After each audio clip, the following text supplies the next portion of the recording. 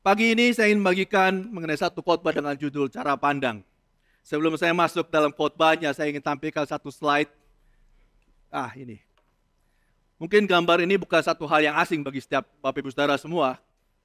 Ada dua orang yang melihat dari sisi yang berbeda, dari sisi kanan dan sisi kiri. Mereka melihat satu benda yang sama, sepertinya satu angka yang sama, yaitu yang ada di tengah mereka. Yang kanan melihat dan mengatakan bahwa itu angka 6, dan yang kiri melihat dan mengatakan, bukan 6, itu adalah angka 9. Bukankah ini yang seringkali juga terjadi dalam kehidupan setiap kita? Satu sama lain melihat satu hal tapi memiliki pandangan yang berbeda. Bahkan bukan cuma kita dengan orang-orang yang ada di sekitar kita, tapi terkadang ketika kita membaca firman Tuhan, juga bisa memiliki satu cara pandang yang berbeda. Slide berikutnya yang saya akan tampilkan buat Bapak Ibu Saudara semua. Ini adalah satu kisah di mana di dalam kitab Yohanes dituliskan tentang pada waktu itu Yesus menghadiri satu pesta pernikahan di Kana. Kita tahu semua cerita ini. Yohanes 2 ayat 1-5 mengatakan pada hari ketiga ada perkawinan di Kana yang di Galilea. Dan ibu Yesus ada di situ. Yesus dan murid-muridnya diundang juga ke perkawinan itu. Ketika mereka kekurangan anggur, ibu Yesus berkata kepadanya, mereka kehabisan anggur. Kata Yesus kepadanya, mau apakah engkau daripadaku ibu? Saatku belum tiba. Tetapi ibu Yesus berkata kepada pelayan-pelayan, apa yang dikatakan kepadamu, buatlah itu. Pada waktu setiap kita membaca ayat ini, saya percaya bahwa setiap kita punya mendapatkan pengertian, mendapatkan atau memahami sesuatu yang bisa jadi berbeda-beda, betul? Sama seperti slide sebelumnya. Ada yang mengatakan, oh ini angka 6. Dan mungkin orang lain berkata, bukan 6, ini maksudnya 9. Nah, hari ini saya ingin mengajar, di dalam khotbah ini mengajar bagaimana kita sebagai orang percaya untuk belajar sebaiknya melihat seperti apakah firman Tuhan itu. Tentu kita bukan melihat dengan cara pandang kita hari ini, tapi kita belajar untuk melihat dari sudut pandang Alkitab sendiri itu. Baik waktunya kapan dituliskan, baik kejadian sedang terjadi apa dalam waktu penulisan itu terjadi, siapa orang-orang yang terlibat di dalamnya. Jadi kita mencoba melihat bukan dari sudut pandang kita, tapi dari sudut pandang firman Tuhan itu sendiri. Oke. Nah, saya akan memulai dengan satu peristiwa pernikahan. Walaupun ini berbicara pernikahan, tapi bukan berarti, tapi jangan khawatir maksud saya. Walaupun ini bicara pernikahan, ini akan juga bermanfaat bagi orang-orang yang belum menikah. Jadi aman. Nah, di dalam budaya orang Yahudi, di dalam pernikahan mereka, ternyata pernikahan mereka tidak sesimpel yang kita bayangkan. Pernikahan mereka itu upacara pernikahan mereka itu ada dua sebenarnya. Upacara yang pertama yang disebut dengan erusin, mudah-mudahan saya nggak salah melafalkannya, atau betrothal. Dan yang kedua itu upacara pernikahan yang kedua itu niswin, atau yang disebut dengan wedding. Dua-duanya sebenarnya sama, dua upacara, cuma ada dua upacara. Nah sebelum erusin ini ada satu upacara yang disebut dengan tenaim. Di mana sebelum tenaim ini dilakukan, upacara yang pertama, seorang ayah ketika ingin menikahkan seorang anak prianya dengan seorang wanita, maka budaya di zaman itu, seorang ayah akan mencarikan seorang wanita yang dia lihat atau dia tahu bahwa wanita ini bisa dipercaya untuk bisa hidup bersama dengan anaknya dalam sebuah pernikahan. Jadi itulah budaya mereka. Itulah sebabnya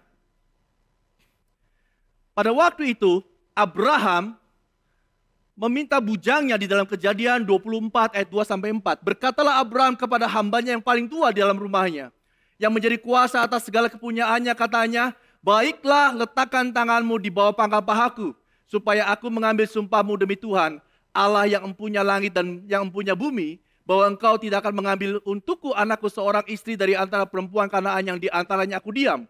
Tetapi engkau harus pergi ke negeriku dan kepada sanak saudaraku untuk mengambil seorang istri bagi Ishak anakku. Jadi Abraham melakukannya, dia menyuruh bujangnya untuk mencarikan seorang istri. Atau dengan kata lain memang Abraham sedang mencarikan seorang mempelai untuk anaknya. Itu budayanya pada zaman itu. Saya ingin mengajak saudara melihat budaya Karena dengan saudara bisa melihat budaya bangsa Yahudi pada waktu itu atau bangsa Israel pada waktu itu, maka kita akan bisa mengerti pada waktu kita membaca firman demi firman, oh ini maksudnya firman ini dituliskan.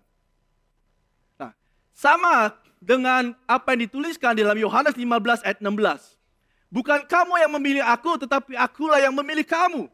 Firman Tuhan mengatakan bahwa Yesus adalah mempelai pria diumpamakan, dan kita diibaratkan sebagai mempelai wanita. Kita semua tahu itu.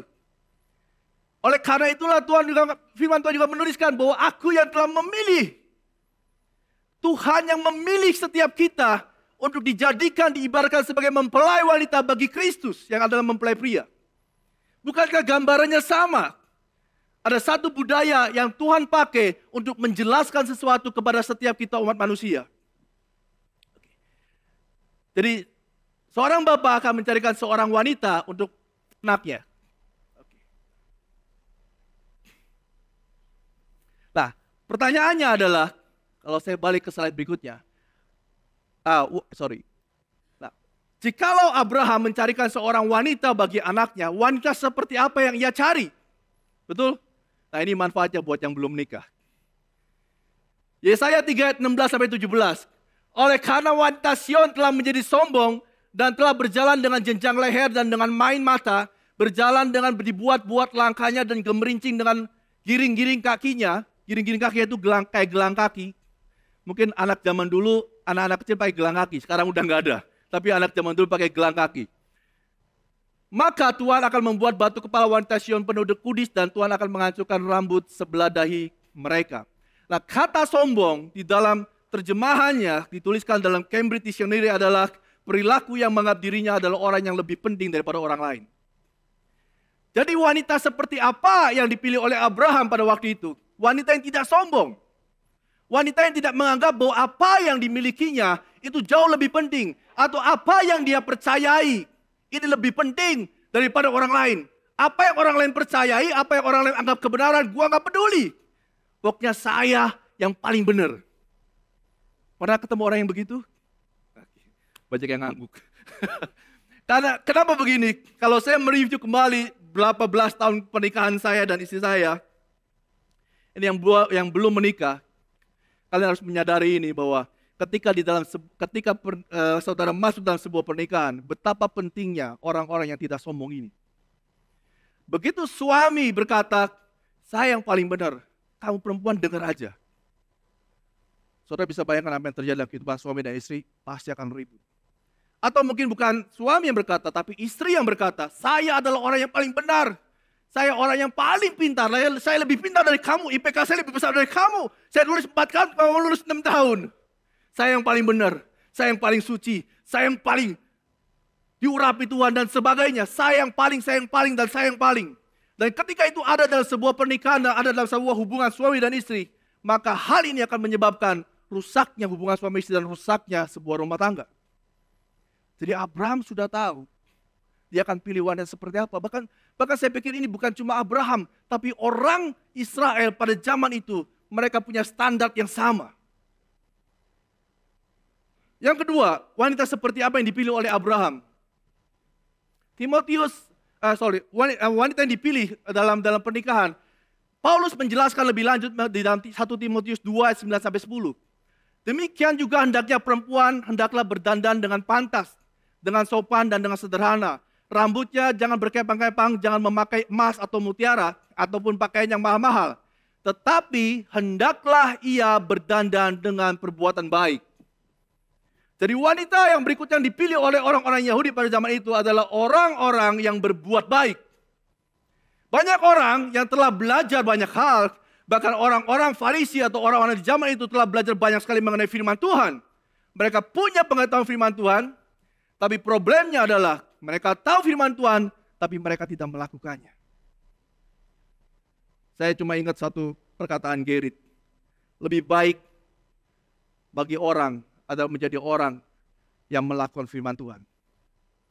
Artinya setiap kita orang percaya, kita bukan cuma dipanggil untuk belajar mengerti tentang kebenaran, tentang firman Tuhan, tapi kita belajar untuk melakukan kebenaran itu.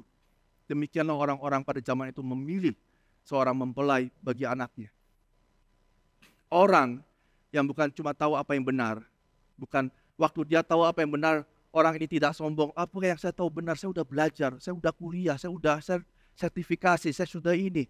Sudah saya yang paling benar. Bukan cuma itu, bukan itu.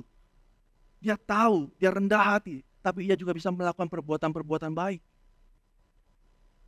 Nolong orang, nolong istrinya nanti, nolong suaminya nanti, nolong orang-orang yang kesusahan di sekitarnya. Perbuatan-perbuatan baik itu berlimpah dalam kehidupan orang-orang yang percaya. Yang ketiga, wanita seperti apa? Efesus 5 ayat 27, supaya dengan demikian menempatkan jemaat di hadapan dirinya dengan cemerlang tanpa cacat atau kerut. Wanita yang ketiga yang dipilih oleh orang-orang Yahudi adalah wanita yang tanpa kerut. Firman Tuhan ini ditulis dalam budaya orang Timur. Bagi orang-orang Timur, kerutan di dahi itu besar maknanya. Satu kali saya dan anak saya lagi ngobrol, anak kami yang kedua, anak saya yang kedua, kita cari anjing. Waktu lihat anjing searching, lalu saya lihat, wih ada anjing bagus. Saya bilang, ini ada anjing bagus nih, French Bulldog. Lucu, kecil, ya kalau masih kecil ya, kalau nggak tahu kalau udah besar saya nggak pernah pelihara anjing. Tapi karena dia meminta dan saya mencarikannya, ini cute gitu loh.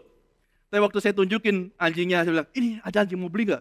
Dia bilang begini sama saya, jangan Napi, ini anjingnya marah-marah terus. Cuma karena kerutan di dahinya, Bulldog kan kerutan banyak-banyak, betul? Cuma karena kerutannya membuat dia nggak jadi beli. Cuma karena kerutan, demikian pula dengan setiap kita. Buat orang Timur, orang Yahudi pada zaman itu, kalau wanita yang dahinya berkerut gitu, bukan cermat, bukan pemikir keras. Buat mereka, ini mereka melihat dari sudut pandang kebenaran ya.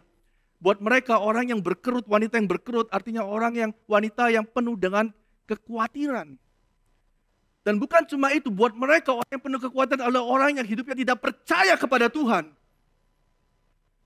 Jadi Abraham mencari wanita buat anaknya, bukan cuma wanita yang tahu tentang kebenaran, bisa rendah hati dan berbuat baik, tapi orang yang hidupnya percaya sama Tuhan. Orang yang menggantungkan hidupnya sepenuhnya sama Tuhan di sana. Oke, kita masuk berikutnya. Setelah seorang bapak bisa menemukan seorang wanita yang cocok buat anak prianya, maka setelah itu seorang bapak akan bertemu dengan keluarga mempelai wanitanya, lalu membicarakan bernegosiasi mengenai mahar, saudara, kalau sekarang kita kenal. Itu adalah mas kawin. Mereka berdiskusi, mereka negosiasi berapa mahar yang diminta dan bisa disanggup dibayarkan. Mahar ini memang diberikan, tujuannya adalah untuk, saudara, zaman dulu ketika satu keluarga, di dalam sebuah keluarga, semua orang yang ada dalam keluarga tersebut melakukan satu pekerjaan.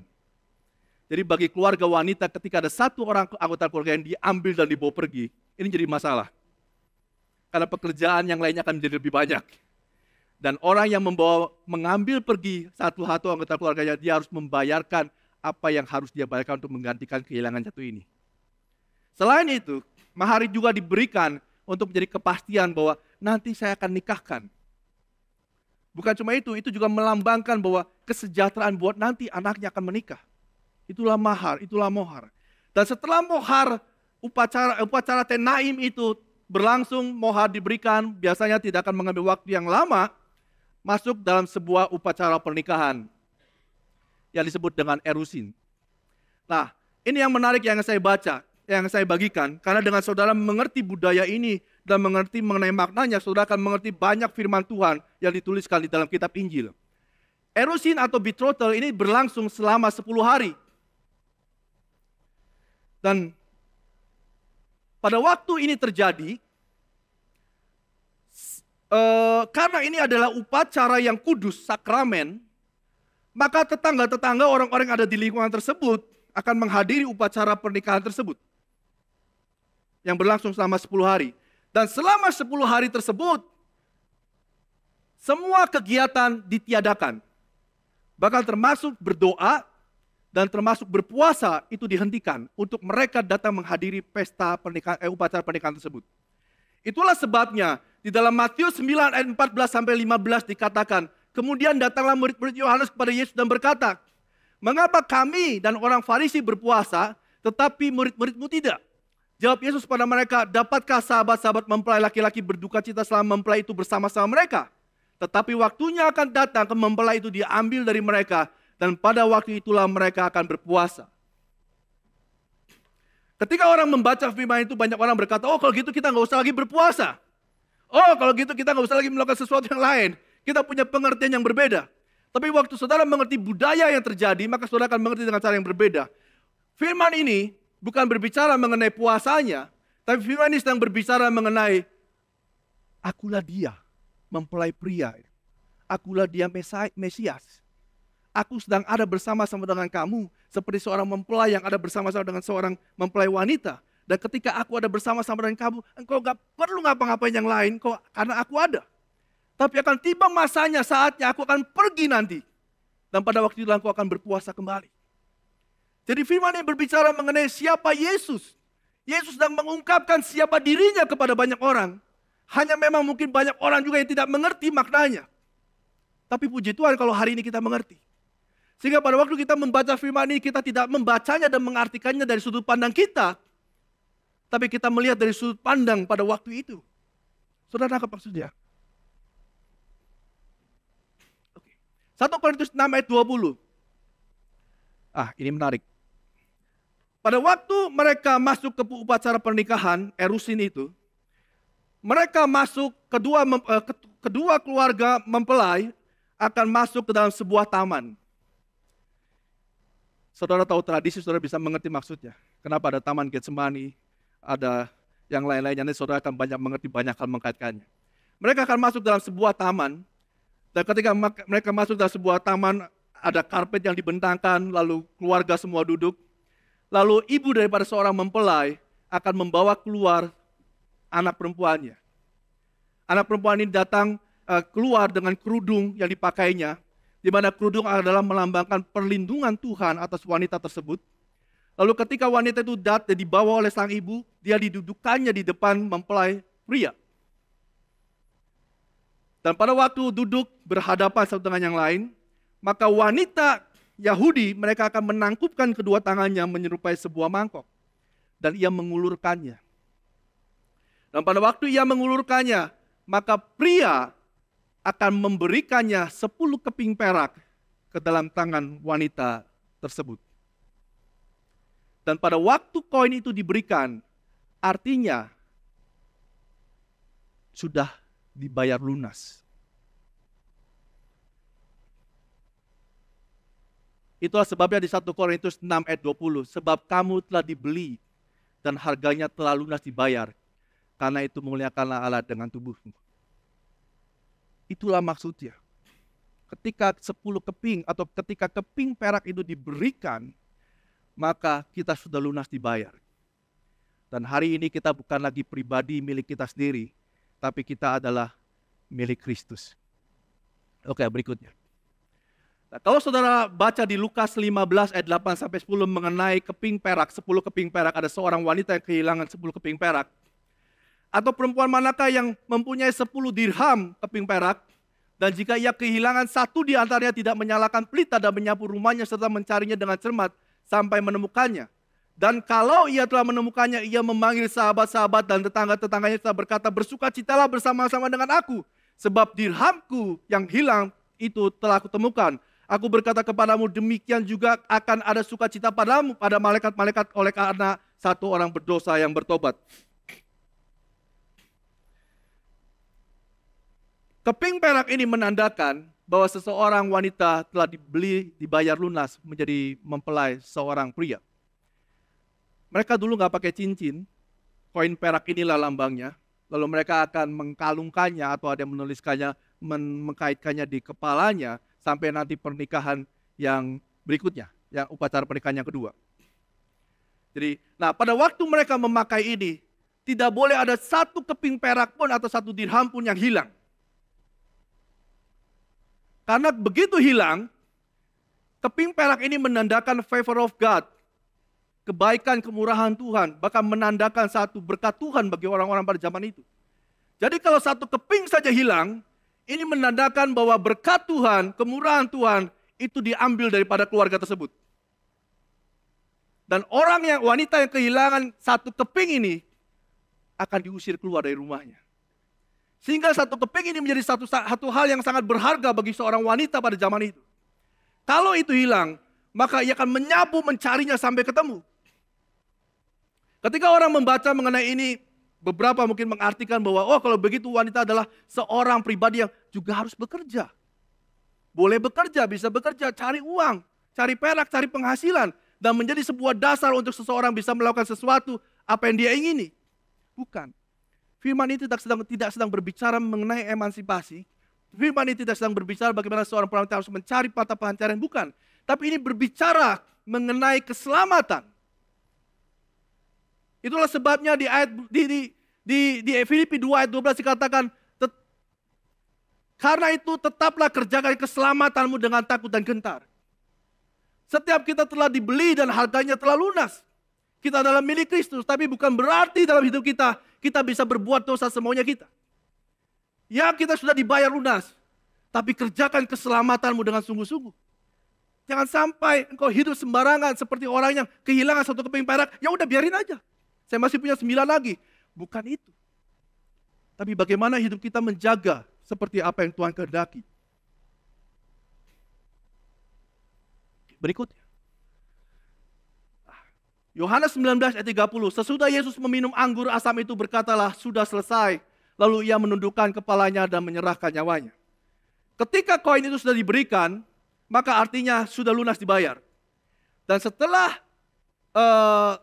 koin perak itu diterima oleh mempelai wanita, maka mempelai pria akan membuat satu pengumuman di upacara pernikahan tersebut. Kata-katanya saya lihat. The price had been paid full. Atau it's finished. Sudah selesai. Jadi saudara mengerti kenapa pada waktu Tuhan disalibkan di atas kayu salib, dia bilang, it's finished Tuhan. Kadang kita waktu baca firman Tuhan ini kita bisa mengartikan banyak hal, bukan? Kita punya interpretasi yang bisa jadi berbeda-beda mengenai ayat ini. Tapi kalau kita mengerti sejarahnya, kita mengerti budayanya, kita mengerti maksud dituliskannya itu, Tuhan cuma ingin bilang, sudah selesai. Aku sudah menebus umat milik Tuhan. Aku sudah bayar lunas semuanya. Dan tidak ada satu tangan pun atau satu kuasa pun yang bisa meng-cancel semuanya. It's finished, already been paid full. Yang berikutnya, mengenai kerudung. Tadi pada waktu di awal mula, seorang wanita itu memakai kerudung pada waktu memasuki taman. Dan ketika sudah dibayar lunas, pria sudah mengumumkan mengenai bahwa semuanya sudah dibayar lunas, it's finished. Berikutnya adalah seorang pria akan mengangkat kerudung dari kepala mempelai wanitanya. Sekali lagi, kerudung ini menandakan pelindungan tangan Tuhan atas wanita itu. Bahkan dituliskan, di zaman itu kalau pencuri atau perampok masuk pun dan melihat ada wanita yang berkerudung, mereka akan ngapa-ngapain. Karena mereka menyadari zaman itu, budaya mereka, kalau mereka ngapa-ngapain wanita yang berkerudung, mereka akan berurusan sama tangan Tuhan. Nah, pada waktu mempelai ini mengangkat kerudung daripada mempelai wanitanya, dia bukan cuma mengangkatnya, tapi dia menaruh kerudungnya di atas bahunya. Artinya, bahwa sejak hari itu, perlindungan, penjagaan, perawatan atas wanita, mempelai wanita ini, sudah menjadi tanggung jawabnya seorang pria. Itulah sebabnya kalau saudara membaca firman Tuhan, maka pemerintahannya itu ada di bahunya. Karena sejak hari itu, perlindungan, perawatan atas wanita, itu ada di bahunya seorang pria. Jadi tugas seorang suami adalah sama seperti Tuhan. Itulah sebabnya di Efesus 5 ayat 25 dikatakan, hai suami, kasihilah istrimu sebagaimana Kristus telah mengasihi jemaat dan telah menyerahkan diri baginya. Karena kerudung itu telah diangkat dan ditaruh di bahunya. Mulai hari itu, detik itu, sama seperti Tuhan melindungi wanita itu, demikian pula kita melindungi istri kita. Kadang-kadang dalam kehidupan rumah tangga memang tidak mudah, saya menyadari. Tapi ada satu hal yang baik saya pikir. Kalau saudara cuma kadang gini, laki-laki berkata, kenapa harus saya yang kalah? Kenapa harus saya yang mengalah? Ya gak apa-apa, memang itu. Saya bukan mau menomorsatukan perempuan, tapi kalau kita bicara mengenai laki-laki, kita punya ego yang tinggi, kita punya rasa harga diri yang tinggi. Tapi firman Tuhan bilang sama seperti Kristus telah merendahkan dirinya, menyelamatkan kita mempelai wanitanya. Demikian kan bukannya seharusnya kita hidup. Kita harus merendahkan hidup kita untuk merawat istri kita, untuk menjaga perasaannya, menjaga tubuhnya, sama seperti Tuhan menjaga dia. Setelah kerudung itu diangkat, maka mereka akan mengucapkan janji pernikahan, dan setelah janji pernikahan mereka akan melewati sebuah kanopi. Ini kanopi, saudara. Dan mereka masuk dalam upacara atau pesta pernikahannya. Kalau saudara tahu cerita tentang pesta pernikahan di Kana yang tadi di awal, sekarang kita masuk bagian ini. Yohanes 2 ayat 1-5. Pada hari ketiga, ada perkawinan di Kana yang di Galilea dan ibu Yesus ada di situ. Yesus dan murid-muridnya diundang juga ke perkawinan itu. Ketika mereka kekurangan anggur, ibu Yesus berkata kepadanya, mereka kehabisan anggur, kata Yesus kepadanya, mau apakah engkau daripadaku ibu? Saatku belum tiba. Tetapi ibu Yesus berkata kepada pelayan-pelayan, apa yang dikatakannya kepadamu, buatlah itu. Saya punya pengertian sendiri pada waktu saya baca ini, apalagi ketika saya membaca kalimat, waktuku belum tiba, tapi Yesus masih melakukan mujizat pada akhirnya. Saya percaya juga saudara pasti punya interpretasi sendiri. Tapi sekali lagi ketika kita membaca firman Tuhan, saya ingin mengajak kita melihat dari sudut pandang bukan kita, tapi penulisnya, kebudayaannya, tempatnya di sana. Di zaman itu, atau mungkin ini, dulu saya waktu membaca firman ini, saya beranggapan bahwa sekalipun Tuhan nggak setuju, saya bisa ubah Tuhan. Nggak tahu bagaimana dengan saudara. Tapi saya waktu baca firman ini, saya punya rema itu. Tuhan bilang, belum waktuku. Tapi Maria bilang, mereka butuh. Artinya bahwa saya bisa merubah apa yang jadi ketetapan Tuhan yang sudah mutlak. Tapi waktu saya mengerti mengenai adat ini, budaya ini, ternyata bukan itu maknanya. Saudara, di dalam perjamuan, itu kan pesta pernikahan itu terjadi 10 hari. Dan selama 10 hari mereka menyediakan anggur demi anggur demi anggur. Bahkan dikatakan ini adalah hari yang ketiga. Dan pada hari yang ketiga, itu mereka mulai kehabisan anggur. Ibu Yesus melihat itu. Dan pada waktu Ibu Yesus melihat kebutuhan orang banyak, pesta pernikahan itu, Ibu Maria tergerak bahwa, Yesus, itu loh ada yang kurang. Anggurnya udah mau habis. Tapi Yesus bilang, mau apa ibu? Waktuku belum tiba. Saudara bacanya jangan gini, mau apa bu? Waktu gua belum tiba, jangan. Bu, mau apa bu? Waktu saya belum datang. Maksudnya begini, kebudayaan di zaman itu, orang yang menyediakan anggur, itu dimulai dari orang yang usianya lebih tua. Yesus pada waktu itu berusia 30 tahun, di mana usia 30 tahun adalah usia yang muda. Jadi orang-orang tua terlebih dahulu, jadi Tuhan Yesus ingin bilang, bu, saya belum waktunya. Nyedok anggur ini saya belum waktunya. Masih ada tunggu giliran berapa orang lagi yang umurnya jauh lebih tua dari saya. Baru setelah waktunya, sekarang waktunya buat saya. Maksud saya begini. Dan kita mengerti konteksnya, kita tahu. Waktu saya baca firman akhirnya saya mengerti. Mujizat tetap terjadi.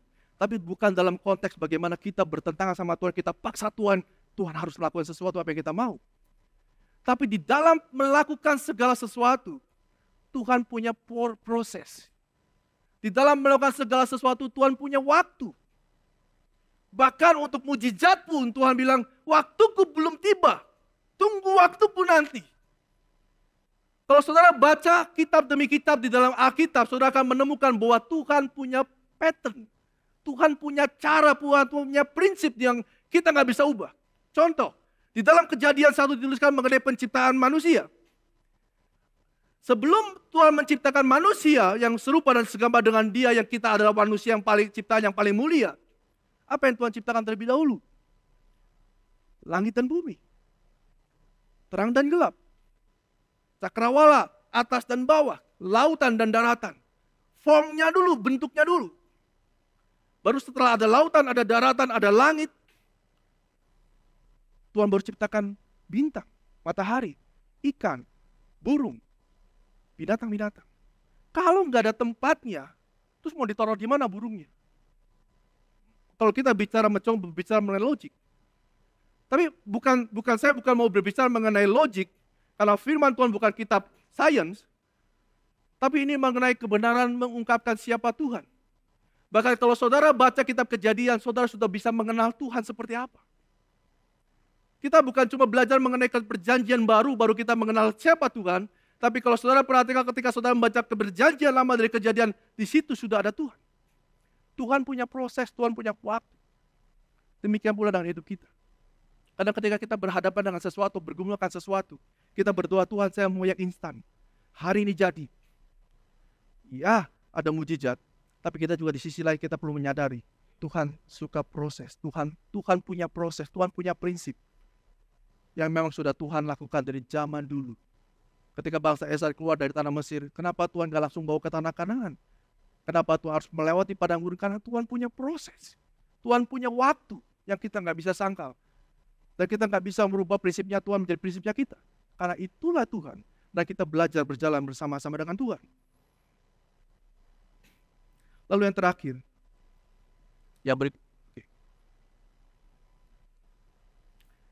Ketika upacara pernikahan yang pertama telah selesai,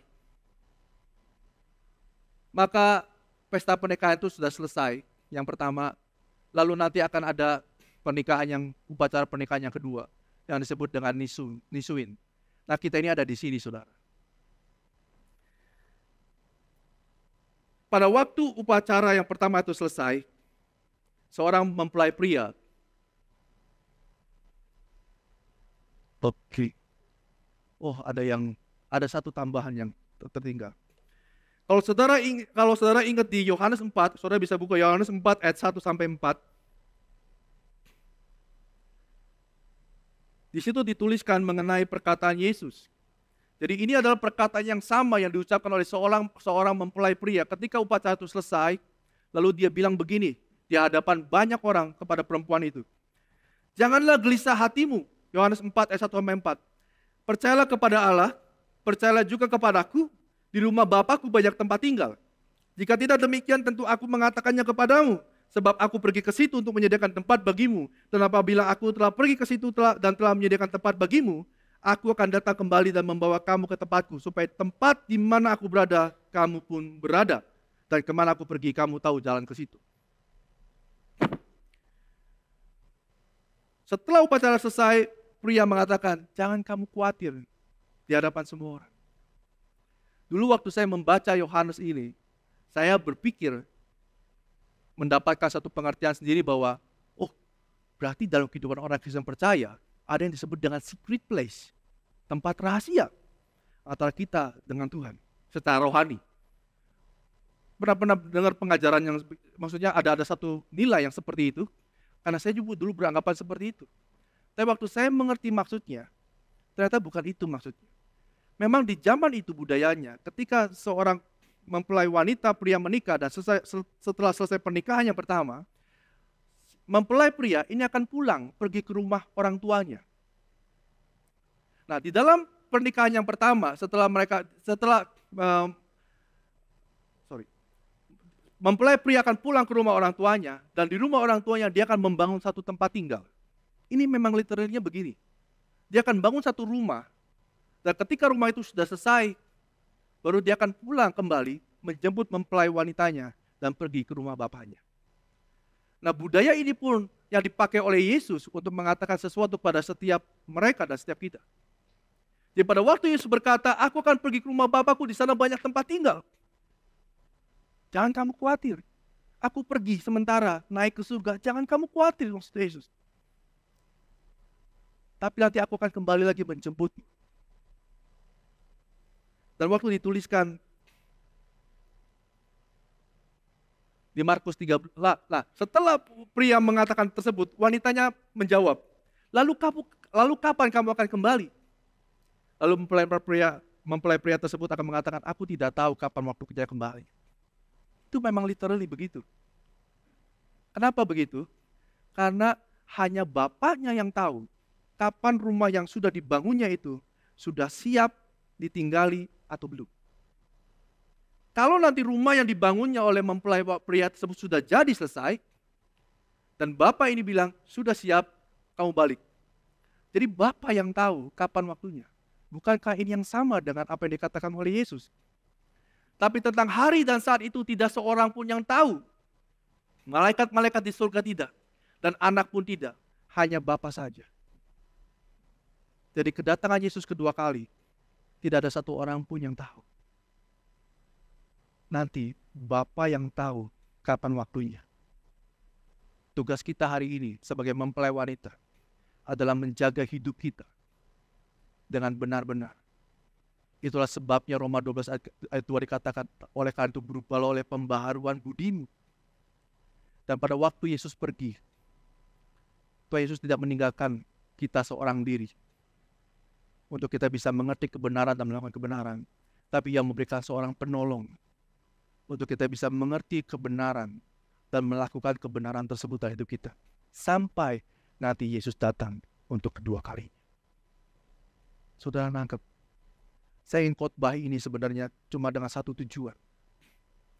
Bahwa ketika kita membaca firman Tuhan, kita tidak bisa menginterpretasikan dengan cara kita sendiri.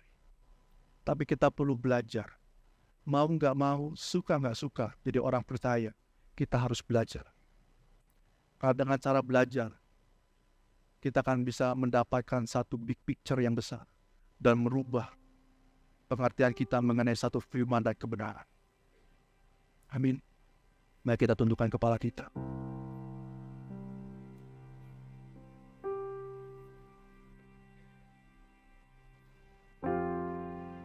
Bapak, kami mengucap syukur Tuhan hari ini Tuhan.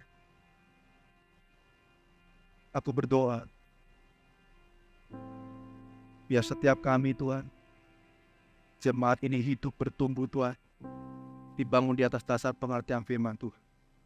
Roh Kudus bekerjalah, Engkau berbicara bagi setiap kami, pada setiap kami.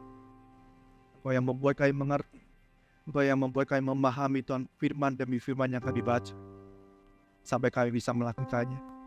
Terima kasih Tuhan.